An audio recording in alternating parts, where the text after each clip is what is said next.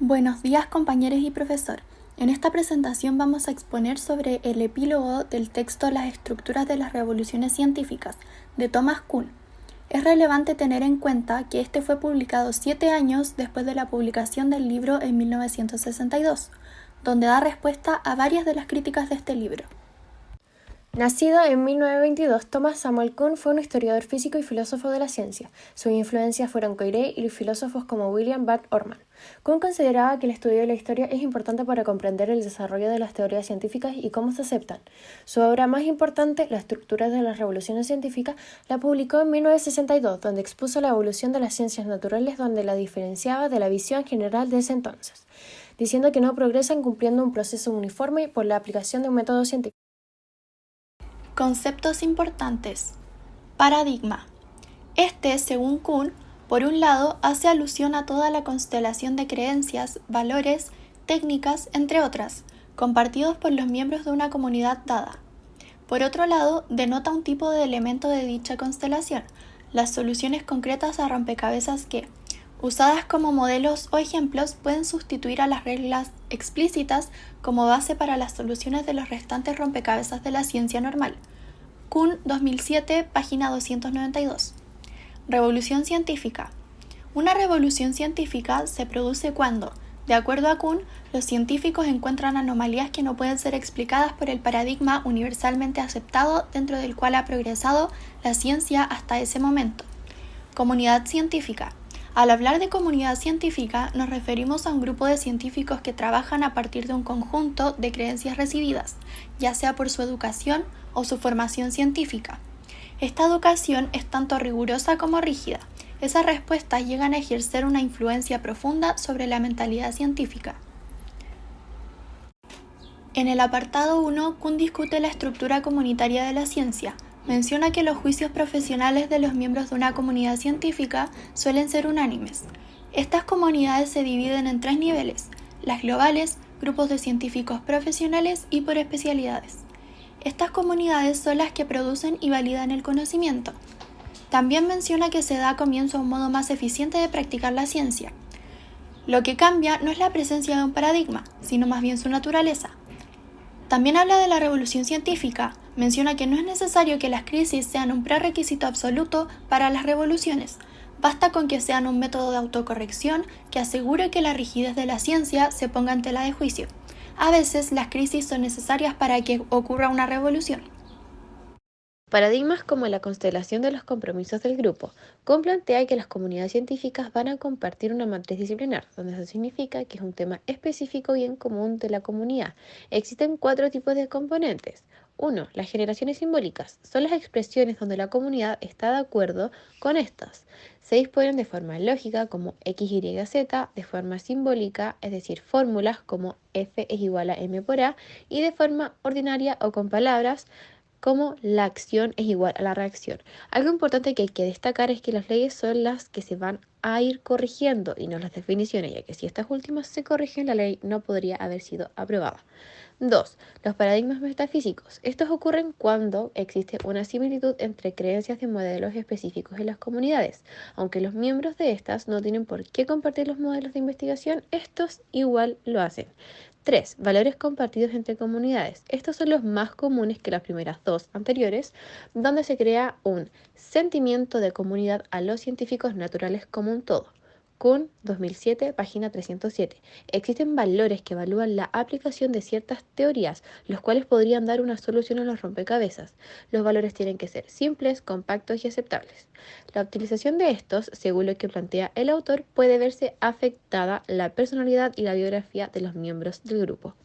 4 y última, compromisos compartidos de la comunidad o ejemplares. Esto proporciona a la comunidad la estructura de la ciencia más que los otros tipos componentes. Los paradigmas como ejemplos compartidos. Problemas de un estudiante en un laboratorio o textos científicos. Dice que una vez el estudiante ha resuelto muchos problemas, hacer más solo aumenta su destreza, pero al comienzo y durante algún tiempo resolver problemas es aprender cosas importantes acerca de la naturaleza. También se refiere a las generalizaciones, nuevamente, diciendo que utilizarlas y aceptarlas no implica que se esté de acuerdo con su significado y aplicación. Por otro lado, también aprende a utilizarlas correctamente a través de la práctica, encontrando semejanzas con problemas anteriores, relacionándolos y ligándolos a la naturaleza. Esta habilidad de semejanza es una de las más importantes. Así es como los científicos resuelven rompecabezas. Menciona que los tres problemas del ejemplo despliegan una única ley de la naturaleza, el principio de la vis viva o el descenso actual es igual al ascenso potencial, y nos explica que para que funcione se debe aprender la naturaleza y las palabras al mismo tiempo. De este proceso se obtiene un conocimiento tácito que se aprende haciendo la ciencia más bien que adquiriendo reglas para hacerla. Conocimiento tácito e intuición. Kuhn, al pensar sobre el conocimiento tácito y el rechazo de las reglas, obtuvo críticas que lo acusaban de subjetivismo e irracionalidad. Esto indicaba que creían que él se guiaba por las intuiciones individuales en vez de las reglas y la lógica. No obstante, si bien Kuhn hablaba sobre las intuiciones, esta hacía referencia al pensamiento intuitivo de un grupo de personas en específico en el que llegaban a un acuerdo para deducir este entendimiento.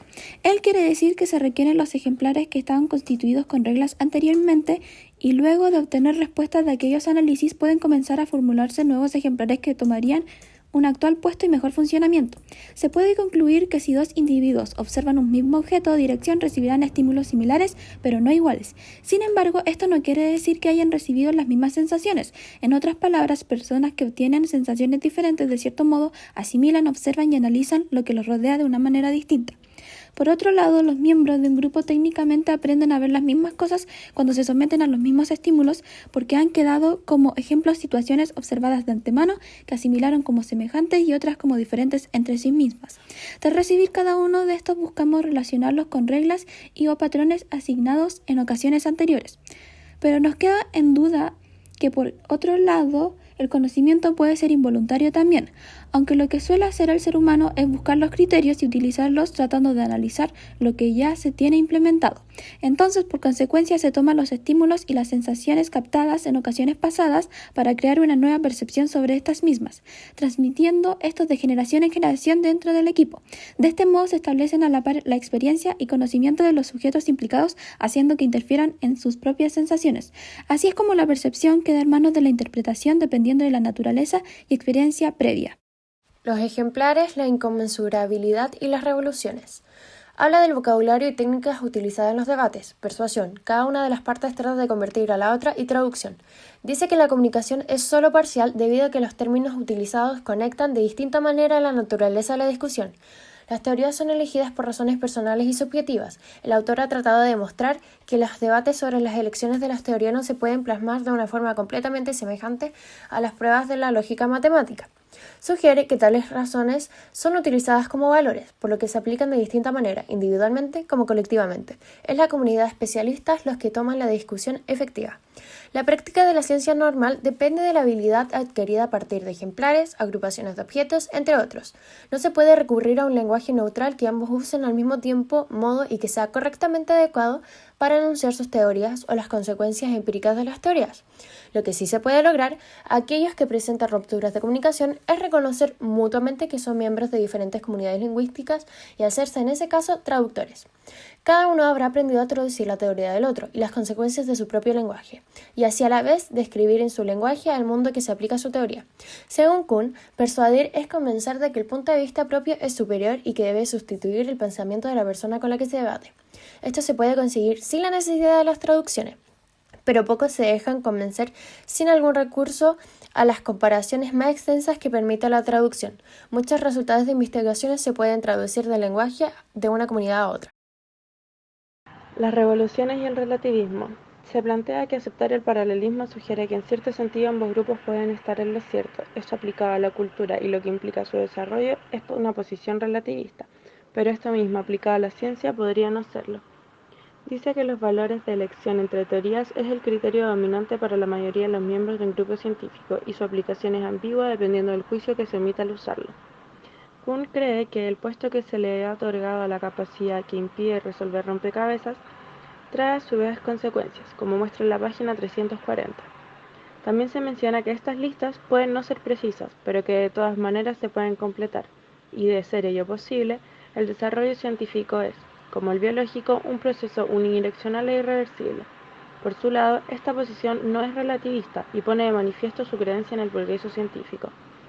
A menudo se cree que las sucesivas teorías se aproximan cada vez más a la verdad, pero esta generalización no alude a la solución de rompecabezas ni a predicciones concretas derivadas de dicha teoría, sino más bien a su ontología. Finalmente, explica que a su parecer no hay un modo de reconstruir expresiones como realmente hay, que sea independiente de las teorías, lo que ve como una idea de principio ilusoria en correspondencia entre la ontología de una teoría y su contrapartida real en la naturaleza, y concluye diciendo que, a la inversa de ser en efecto una postura relativista, no le parece que el mismo relativista se esté perdiendo de nada preciso para explicar la naturaleza y el desarrollo de las ciencias.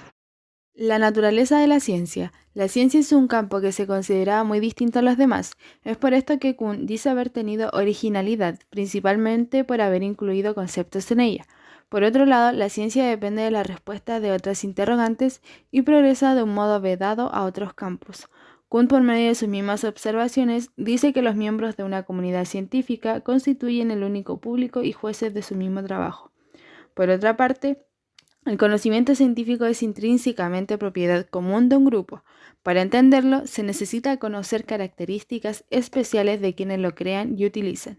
Las generalizaciones descriptivas de Kuhn son pruebas a favor de la teoría precisamente porque también se puede derivar de ella. Algunas partes de la teoría que presenta son herramientas útiles para la exploración de la conducta y el desarrollo científico.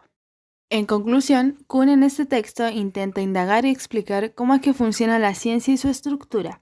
A su vez, deja en evidencia su fiel creencia en el progreso de la ciencia, con lo cual nosotras discrepamos, ya que con lo anteriormente reflexionado, lo visto en clases y además junto a las bases de distintos autores, nosotras creemos que cuando se habla de la ciencia, decidir qué es lo que se conoce, cómo se conoce y establecer qué es válido como conocimiento, a la par con la idea de progreso expresada por Kuhn, se vuelve bastante limitante, ya que si bien se pueden proponer otros puntos de vista, finalmente la ciencia tiene el poder de decisión para validar o no esto, basándose en distintos aspectos.